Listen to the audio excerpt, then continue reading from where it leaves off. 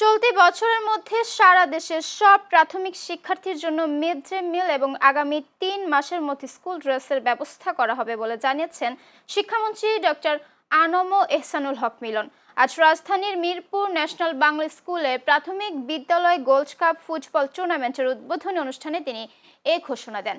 শিক্ষাকে আনন্দময় করতে খেলাধুলাকে কারিকুলামে যুক্ত করার প্রতিশ্রুতি দিয়ে মন্ত্রী বলেন, বর্তমান সরকার শিশুদের শিক্ষাকে সবচেয়ে বেশি গুরুত্ব দিচ্ছে। অনুষ্ঠানে প্রাথমিক ও গণশিক্ষা প্রতিমন্ত্রী ববি হাজ্জাজ আশা প্রকাশ করেন যে আজকের শিশুরাই আগামীতে আন্তর্জাতিক অঙ্গনে দেশের নাম উজ্জ্বল করবে। এছাড়া প্রধানমন্ত্রীর শিক্ষা বিষয়ক উপদেষ্টা মাহদি আমিন শিক্ষার্থীদের পছন্দ মাফিক যোগ্যতা অর্জনে একটি আধুনিক শিক্ষা ব্যবস্থা গড়ে তোলার প্রত্যয় ব্যক্ত করেন।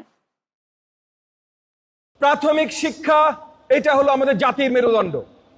আজকে এখানে যারা উপস্থিত আছেন বৃহত্তর প্রাথমিক শিক্ষা পরিবারের অংশীদাররা, একদম সবচেয়ে চূড়ায় যিনি আছেন আমাদের মাননীয় প্রধান অতিথি জনাব এহসানুল হক মিলন এমপি থেকে শুরু করে সকল শিক্ষকেরা যারা আছেন, গার্ডিয়ানরা যারা আছেন এবং আমার শিক্ষার্থীরা, আমার আদরের প্রিয় স্নেহের শিক্ষার্থীরা যারা আছেন, সকলের প্রতি আমি বলছি, আমরা এই দেশের, আমাদের প্রিয় বাংলাদেশের মেইন স্তম্ভ হলো আমরা। প্রাথমিক শিক্ষা যতক্ষণ পর্যন্ত সবলভাবে দাঁড়িয়ে আছে ততক্ষণ পর্যন্ত সবল বাংলাদেশ দাঁড়িয়ে থাকবে।